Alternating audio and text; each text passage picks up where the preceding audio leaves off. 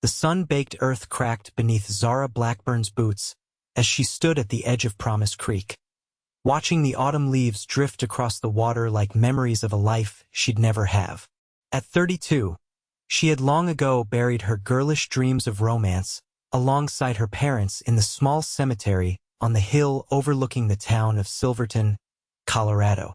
The year was 1878, and Zara had resigned herself to a life of independence that most frontier women couldn't afford.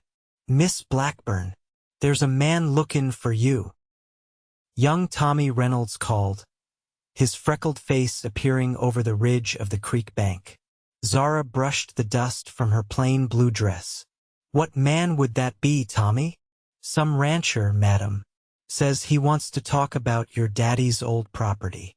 With a sigh, Zara gathered her basket of wild herbs. Her father's land had been sitting empty for nearly 2 years since his passing.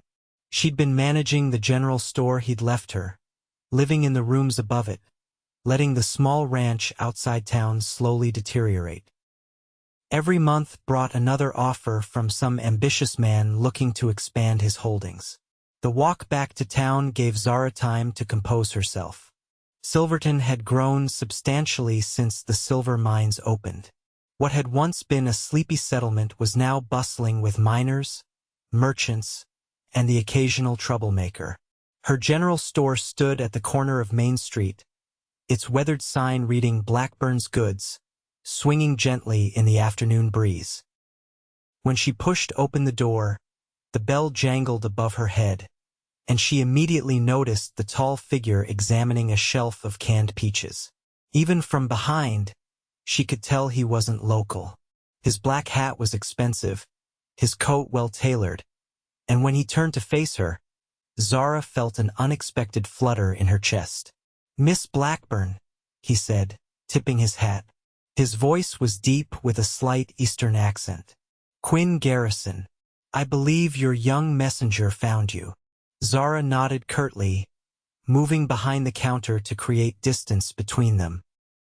"Tommy mentioned someone was asking about my father's property. I'm afraid it's not for sale, Mr. Garrison." Quinn Garrison smiled, revealing straight white teeth beneath a neatly trimmed mustache. He couldn't be much older than 35, with striking blue eyes that seemed to see right through her practiced indifference. "I didn't come to buy your land, Miss Blackburn," he said, placing his hat on the counter. "I came to ask if you might consider a partnership." "Partnership?" Zara raised an eyebrow. "I'm not in the habit of partnering with strangers, Mr. Garrison." "Then perhaps we shouldn't remain strangers." He extended a hand across the counter. "I've purchased the old Miller property to the north of yours. I'm bringing a herd up from Texas, and I need grazing land. Your father's creek would be mighty valuable to me." Zara didn't take his hand. "And what would I get from this arrangement?" Quinn's eyes sparkled with amusement.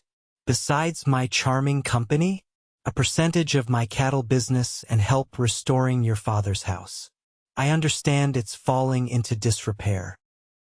"My father's house is none of your concern," Zara said sharply, memories of her childhood home bringing unexpected pain. She'd abandoned it after her mother died, unable to bear the emptiness. "My apologies," Quinn said, genuine contrition in his voice. "I didn't mean to overstep. The offer stands regardless. Think about it, Miss Blackburn. I'll return tomorrow for your answer." He placed his hat back on his head, nodded politely, and walked out the door, leaving Zara staring after him with a mixture of irritation and curiosity. There was something different about Quinn Garrison, something that made her uncomfortable in a way she couldn't quite name. That evening, as Zara closed the store and climbed the stairs to her modest rooms above, she found herself thinking about Quinn's offer. The practical part of her knew that the ranch was wasting away, that a partnership might be sensible. But years of independence had taught her caution. Morning came with the sound of wagons on Main Street. Zara dressed quickly in a simple brown skirt and white blouse, pinning her chestnut hair into its usual practical bun. She had just finished opening the store when the bell above the door announced Quinn Garrison's return. He wasn't alone this time. A wiry older man with a weather-beaten face followed him in, hat in hand. "Miss Blackburn," Quinn greeted her. "This is Everett Simmons, my foreman. I thought you might like to ask someone who's known me longer than a day about my character." Zara looked between the two men, surprised by the gesture. "That's thoughtful of you, Mr. Garrison." "Madam," Everett nodded respectfully. "I've ridden with Mr. Garrison for 8 years now. He's a fair boss and an honest businessman. If he makes you a promise, you can count on it being kept." As the morning progressed, Zara found herself impressed despite her reservations. Quinn answered her questions directly, and Everett offered candid insights about their operations in Texas and the herd they were bringing north. By midday, Zara was beginning to consider the partnership seriously. "I'd like to see the ranch," she said finally, "before I decide." Quinn's face brightened. "Of course. Would tomorrow be convenient? I could bring a wagon around mid-morning." Zara hesitated. She hadn't been back to the ranch in months. The thought of returning, especially with a stranger, made her uneasy. But if she was going to make a sound decision, she needed to see what condition the property was truly in. "Tomorrow would be fine," she agreed. "I'll close the store at noon." The next day dawned clear and cool. Zara dressed with more care than usual, selecting a blue riding skirt and jacket that had belonged to her mother. She'd just finished pinning her hair when she heard the wagon outside. Quinn Garrison sat at the reins, looking every inch the successful rancher in a crisp white shirt and dark vest. The journey to the ranch took nearly an hour, filled with surprisingly comfortable conversation. Quinn told her about growing up in Virginia, his time served in the war, and his decision to start anew in Texas after losing his family home. "And what brought you to Colorado?" Zara asked as they turned onto the narrow road leading to her father's property. "A desire for something different," Quinn replied, his eyes scanning the rolling hills. Texas was getting crowded with cattle operations. "I wanted land with water, good grazing, and mountains on the horizon." He glanced at her. "And what about you, Miss Blackburn? Have you always lived in Silverton?" "Born and raised," Zara said, a knot forming in her throat as the familiar outline of the ranch house came into view. "My parents came west when Colorado was still a territory. My father built that house with his own hands." The wagon rolled to a stop in front of the weathered two-story structure. Zara's heart ached at the sight of the sagging porch, the broken windows, the garden her mother had lovingly tended now overgrown with weeds. Quinn seemed to sense her distress. "You don't have to go inside if you'd rather not," he said gently. "No," Zara squared her shoulders. "I need to see it all." The interior was dusty but otherwise intact. Zara moved from room to room, memories flooding back with each step. Her father reading by the fireplace. Her mother cooking at the cast-iron stove. The dining table where they'd shared countless meals. The narrow staircase leading to the bedrooms above. "It's a fine house," Quinn said, standing in the doorway of what had been the parlor. "Solid construction. It wouldn't take much to make it livable again." Zara turned to face him, suddenly aware of how close he was standing. "Are you suggesting I move back here as part of our arrangement?" "I'm suggesting you have options," Quinn said. "The ranch needs a presence. Whether that's you or hands I hire, or both, that would be for us to decide together." There was something in the way he said "together" that made Zara's pulse quicken. She moved past him to the front porch, needing fresh air and distance. "Show me the rest of the property," she said. "I want to see the creek and the grazing lands." They spent the next several hours touring the ranch on horseback.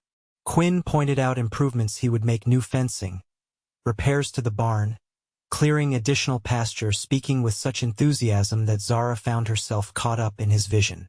As the sun began to set, they returned to the house. Quinn built a small fire in the fireplace while Zara unpacked the simple picnic she'd prepared.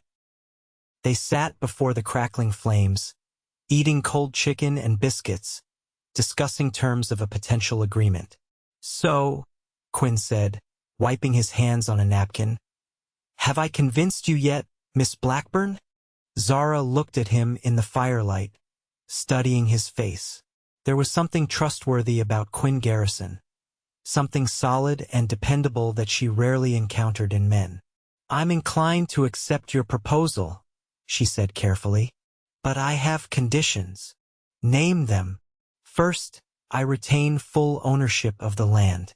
We're partners in the cattle operation only." Quinn nodded. "Agreed."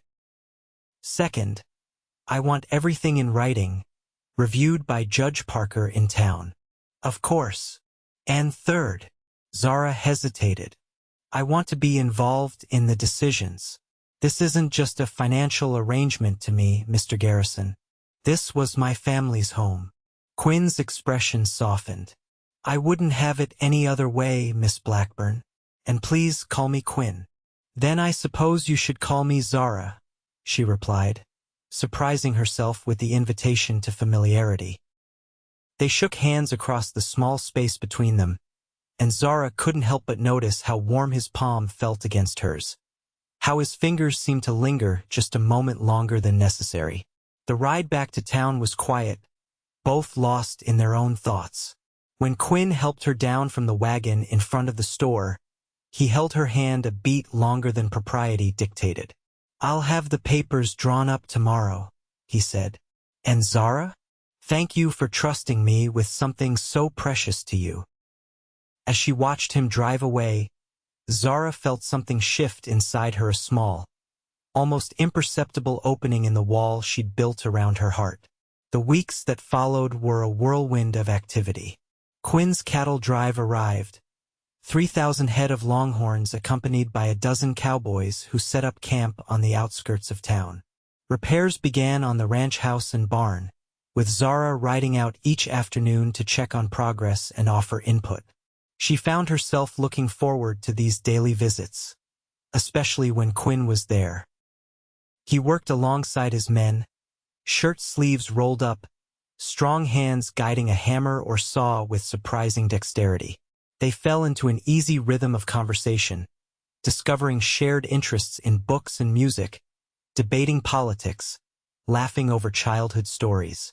One evening, as sunset painted the western sky in brilliant oranges and pinks, Zara found Quinn sitting alone on the newly repaired front porch. "The house looks almost like it did when I was a girl," she said, settling into the chair beside him. Quinn smiled. "I'm glad. I wanted to honor its history while making it functional for the future." "Our future business," Zara clarified, though something in her wished for a different meaning. "Yes, business," Quinn agreed, though his eyes told a different story. "Zara, there's something I've been meaning to ask you." Her heart quickened. "Yes. The fall harvest dance is next weekend. I was wondering if you might consider attending with me." Zara blinked in surprise. She hadn't attended the town dance in years, not since before her mother's illness. "As business partners?" she asked cautiously. Quinn turned to face her fully. "No, Zara, not as business partners." The directness of his gaze made her breath catch. I haven't been to a dance in a very long time." "Neither have I," he admitted.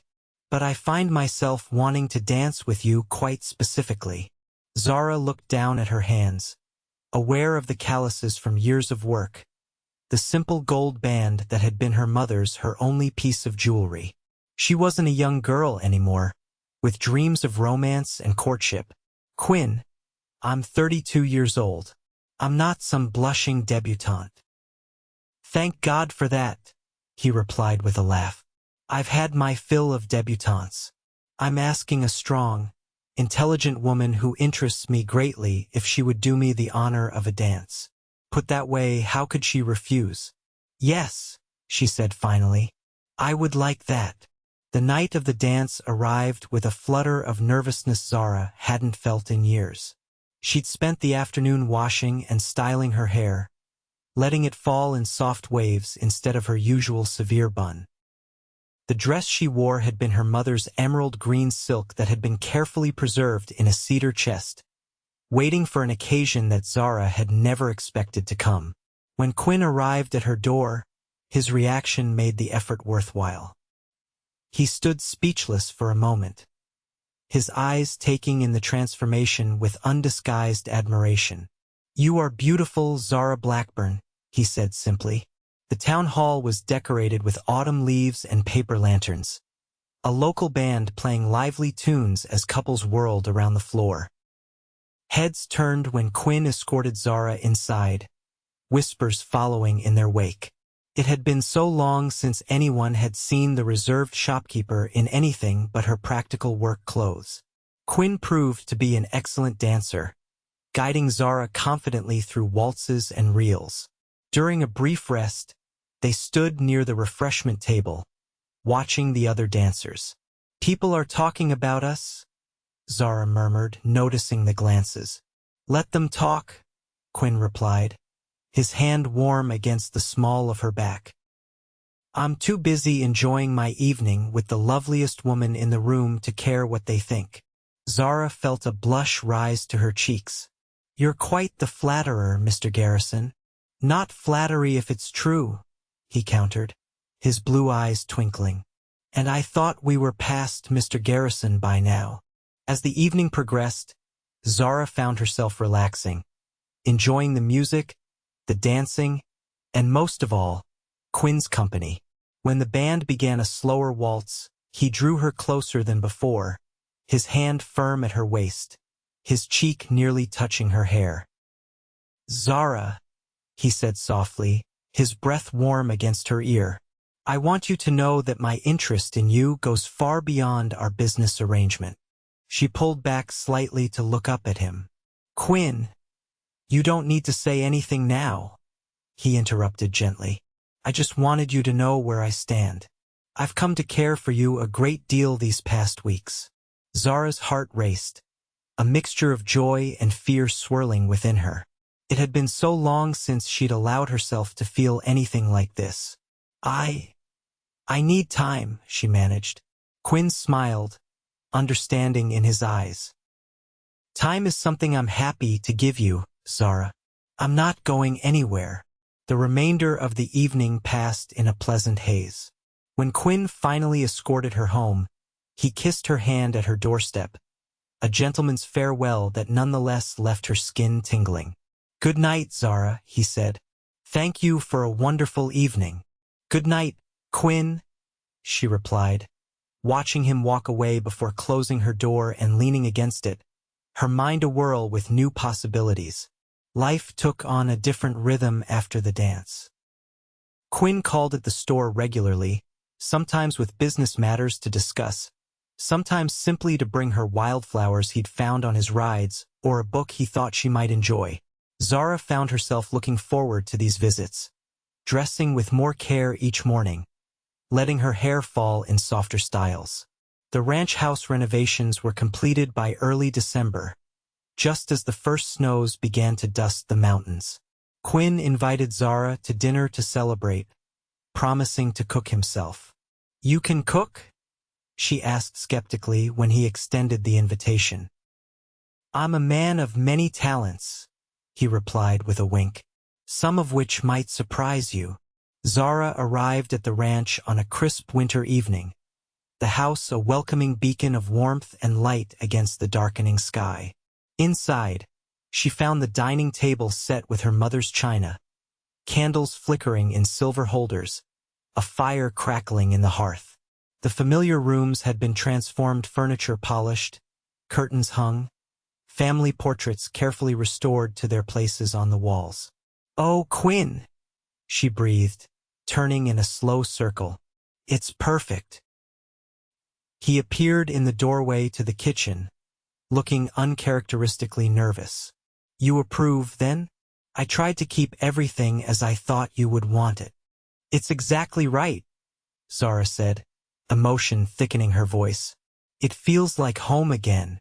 Quinn's face softened with relief. That's what I hoped for. He gestured toward the kitchen. Dinner's almost ready. Would you like some wine while we wait? The meal was surprisingly delicious: roast beef with potatoes and carrots, fresh bread, and an apple pie that Quinn admitted he'd had help with from Mrs. Peterson at the hotel restaurant. They talked easily, as they always did, but Zara sensed an undercurrent of anticipation in Quinn's manner. After dinner, they moved to the parlor, where Quinn stoked the fire before joining Zara on the sofa. For a moment, they sat in comfortable silence, watching the flames dance. I have something for you, Quinn said finally, reaching into his pocket. He withdrew a small wooden box, intricately carved with flowers and vines. I made this myself. Zara took the box with reverent hands, admiring the craftsmanship. It's beautiful, Quinn. Open it, he urged softly. Inside, nestled on a bed of velvet, lay a delicate silver locket, its surface engraved with the same floral pattern as the box. Zara lifted it carefully, opening the clasp to find a tiny daguerreotype inside a miniature copy of a photograph of her parents on their wedding day. How did you, she began, tears welling in her eyes. I found the original in your father's study, Quinn explained. I hope you don't mind. I had a photographer in Denver make the reduction. Zara closed her hand around the locket, overcome. This is the most thoughtful gift anyone has ever given me. Quinn moved closer, taking her free hand in his. Zara, these past months have been the happiest of my life. I came to Colorado looking for a fresh start, but I found so much more. He took a deep breath. I found you. Zara's heart pounded as Quinn's blue eyes searched hers. Quinn, let me finish, he said gently. I know you've built a life of independence. I know you've learned to protect yourself from hurt, but I'm asking you to take a chance on me, on us. His hand tightened around hers. I love you, Zara Blackburn. I want to build a life with you here, on this land that means so much to you. Tears spilled onto Zara's cheeks. I never thought I would feel this way again, she whispered. I closed that door so long ago. And now, Quinn prompted, hope visible in his eyes. Now I find myself wanting to open it again, she admitted. You've awakened something in me, Quinn. Something I thought was gone forever. Quinn reached up to cup her face, his thumb gently wiping away a tear. Say it, Zara. Please. She covered his hand with hers, turning to press a kiss against his palm. I love you too, Quinn Garrison. His smile was radiant as he leaned forward, pausing just before his lips met hers. You're mine, he whispered, the words both a declaration and a question. Yes, Zara breathed, closing the distance between them. I'm yours. Their first kiss was tender, hesitant, like a question being asked and answered. The second was deeper, more certain, years of loneliness and longing pouring into the connection between them. When they finally broke apart, both were breathless. Marry me, Quinn said, his forehead resting against hers. Be my wife, my partner in everything. Zara laughed softly, joy bubbling up inside her. Is that a proposal, Mr. Garrison? The first of many, until you say yes, he promised, kissing her again. Then yes, she whispered against his lips. Yes, I will marry you. They were wed on Christmas Day in the small church in Silverton, snow falling gently outside the windows. Zara wore her mother's wedding dress, altered slightly by the town seamstress, a crown of holly and pine in her loose curls. Quinn stood tall and handsome in a new black suit, his eyes never leaving Zara's face as they spoke their vows. The entire town turned out for the celebration afterward, held at the ranch house that was now truly a home again. As evening fell and the last guests departed, Quinn swept Zara into his arms at the threshold of their bedroom. "Welcome home, Mrs. Garrison," he murmured, carrying her inside. In the months that followed, Zara bloomed like a flower long denied sunlight. She kept the store in town but spent most of her time at the ranch, working alongside Quinn to build their cattle operation. By spring, the business was thriving, with new calves dotting the pastures and plans for expansion underway. It was a warm evening in late May when Zara sat Quinn down in the parlor, her hands trembling slightly as she took his. "I have news," she said, unable to keep the smile from her face. Quinn's brow furrowed with concern.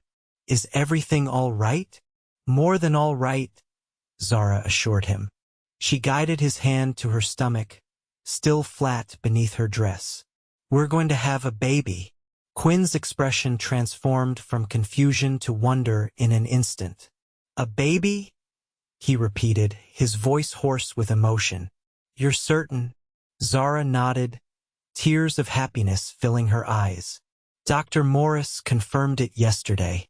We're expecting a child in December."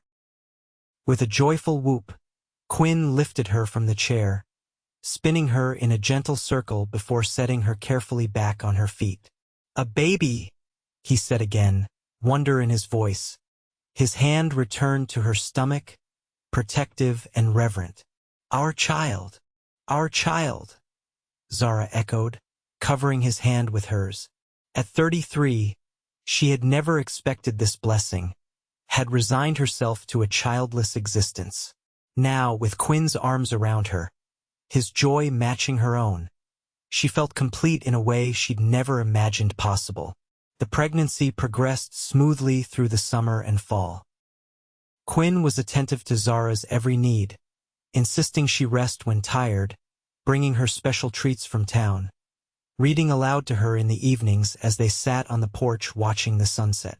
Their happiness seemed to radiate outward, touching everyone around them. As Zara's body changed, growing round with their child, Quinn's devotion only deepened. He would often lay his head against her swelling belly, talking softly to the baby, playing his harmonica and laughing when they felt a kick in response. "He's going to be a dancer," Quinn declared one evening as they prepared for bed. "He?" Zara raised an eyebrow.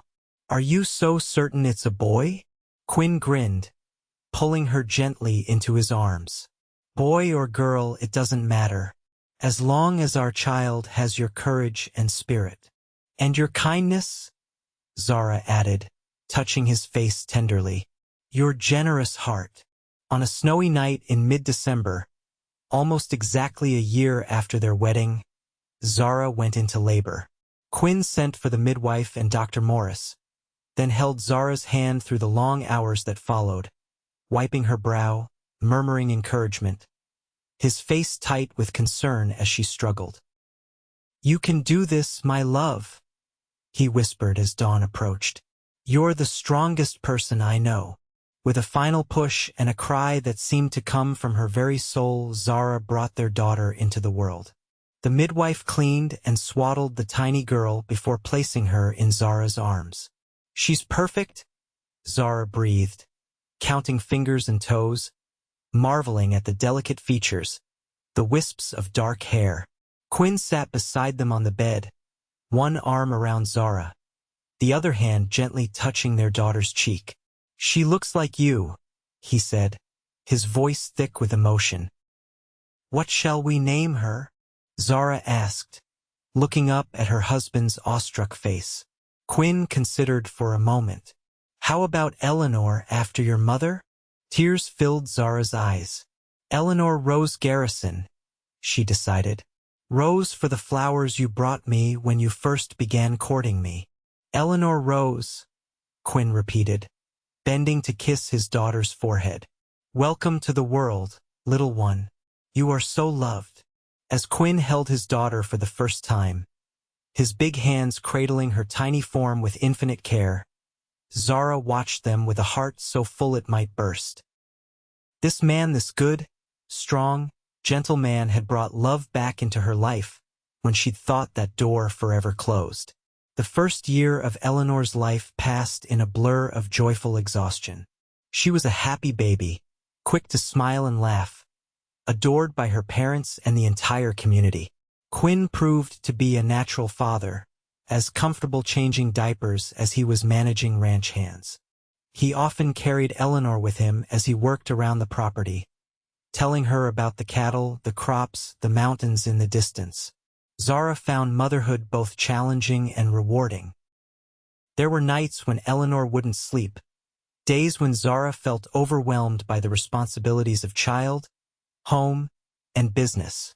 But Quinn was always there, sharing the burden, insisting she take time for herself when needed. On Eleanor's first birthday, they hosted a small celebration at the ranch. After the guests had gone and Eleanor was tucked into her crib, Quinn led Zara to the porch swing, where they sat wrapped in a quilt against the December chill. "Happy?" he asked, his arm warm around her shoulders. "More than I ever dreamed possible," Zara replied honestly, nestling against him. "Sometimes I can hardly believe this is my life." Quinn kissed the top of her head. "I thank God every day that I found you, Zara, that you took a chance on me, on us. The best decision I ever made," she said, tilting her face up for a proper kiss. They sat in comfortable silence for a while, watching the stars emerge in the clear mountain sky. "I've been thinking," Quinn said eventually, "about expanding the family." Zara smiled against his chest. "Have you now?" "Mm-hmm. Eleanor needs siblings to boss around." With a laugh, Zara shifted to look at him. "Well, as it happens, Mr. Garrison, I've been thinking along similar lines myself." Quinn's eyes widened. "Zara, are you saying?" She nodded, joy bubbling up inside her. "Dr. Morris confirmed it yesterday. We're expecting again in late summer." With a whoop of delight, Quinn pulled her into his lap, peppering her face with kisses until she was laughing and breathless. "You magnificent woman," he said, his voice husky with emotion. "You've made me the happiest man alive. Again." Their second child, a son they named James Quinn Garrison, arrived on a hot August day in 1881. He was the image of his father, with the same blue eyes and strong features. Eleanor, not quite 2, was fascinated by her baby brother, constantly wanting to touch him, kiss him, help with his care. Life settled into a new rhythm with 2 children. The cattle business thrived under Quinn and Zara's joint management, allowing them to hire more hands and expand their operations. They added rooms to the ranch house, planted an orchard, and built a small schoolhouse on the property, planning ahead for their children's education. By the time Eleanor was 5 and James 3, Zara was expecting their third child.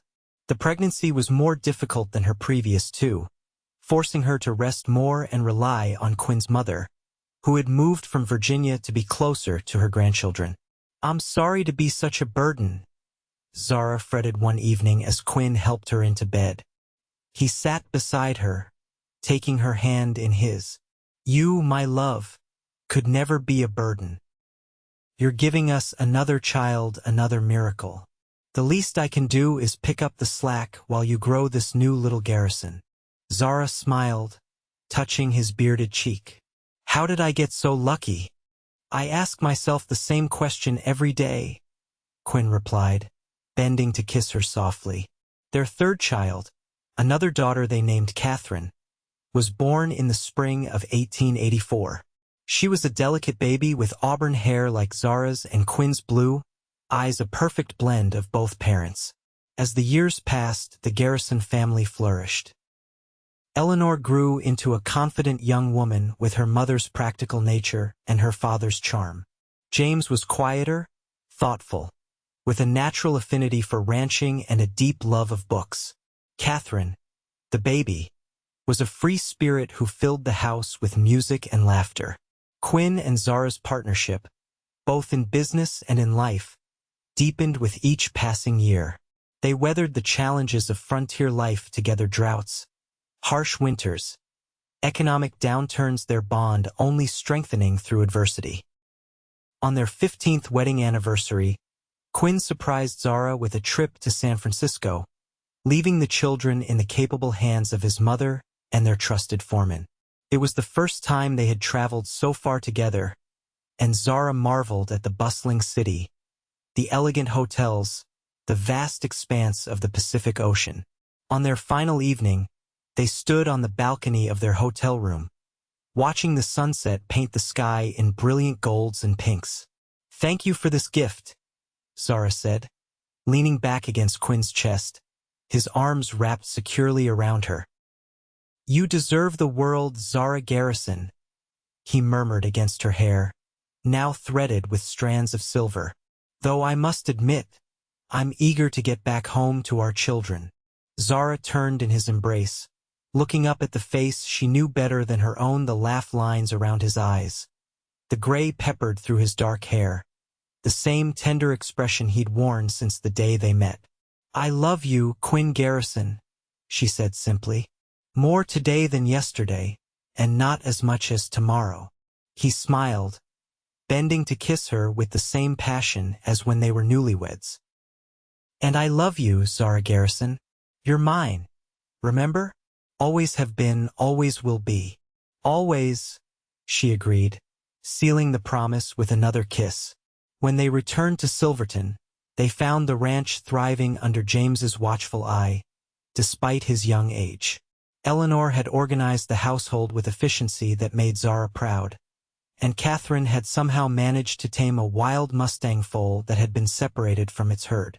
"I think they managed just fine without us," Quinn observed as they watched their children from the porch that evening. "Perhaps," Zara agreed, "but I'm glad to be home." In the soft glow of the setting sun, surrounded by the family she and Quinn had built together, Zara reflected on the journey that had brought her here. From a lonely shopkeeper convinced love had passed her by, to a wife, mother, and successful businesswoman with a full heart. All because a handsome cowboy had walked into her store one autumn day, looked at her with those blue eyes, and declared with quiet certainty, "You're mine." "What are you smiling about?" Quinn asked, noticing her expression. Zara took his hand, the same hand that had held hers through childbirth, grief, joy, and countless ordinary moments in between. "Just thinking about how fortunate I am," she replied. "How one decision can change the entire course of a life." Quinn squeezed her hand, understanding in his eyes. "The best decision I ever made was coming to Silverton. And the best decision I ever made was trusting you," Zara said, leaning her head against his shoulder as their children's laughter floated across the yard. That night, after the children were asleep, Quinn and Zara sat by the fire in their bedroom, talking quietly about plans for the ranch, for their children's futures, for the years ahead. They had built something remarkable together, not just a successful business or a beautiful home, but a life filled with love, respect, and partnership. As Zara drifted off to sleep in Quinn's arms, she thought about the young woman she had been, so certain that love and family were not meant for her. How wrong she had been. Love hadn't passed her by after all. It had been waiting for the perfect moment to find her, in the form of a determined cowboy with kind eyes and a gentle heart. "Thank you," she whispered into the darkness. "For what?" Quinn asked sleepily. "For not giving up on me. For showing me that it's never too late for love." Quinn tightened his arms around her. "Never too late," he agreed. "And we have all the time in the world, my love. All the time in the world." As the years continued to pass, the Garrison family remained the heart of the community in Silverton. Their ranch expanded, their children grew, and Quinn and Zara's love deepened with each passing season. They faced challenges together: illness, financial worries, the inevitable conflicts that arise in any family, but their foundation remained unshakable. Eleanor married the town doctor's son when she was 22, settling in a house not far from the ranch. James took over more of the daily operations as Quinn grew older, bringing innovative ideas while respecting the traditions his parents had established. Catherine, always the adventurous one, spent time teaching at the Indian school in Santa Fe before returning to help run the family business. By the time Quinn and Zara celebrated their 30th wedding anniversary, they were surrounded by grandchildren, their lives rich with the fruits of the love they had nurtured for so many years. On a warm summer evening, as they sat on the same porch swing where they had shared so many moments, Quinn took Zara's hand in his. Though both were now in their 60s, his touch still sent a flutter through her heart. "Do you remember what I said to you, that day in the store when I first came looking for you?" he asked, his blue eyes still bright despite the years. Zara smiled, the memory as clear as if it had happened yesterday. "You said I was yours. And were you?" he asked, a teasing note in his voice. "From that very moment, though I was too stubborn to admit it," she confessed, leaning against his shoulder. "I just needed a little time to realize it." Quinn pressed a kiss to her silver-streaked hair. "The best thing I ever did was walk into your store that day.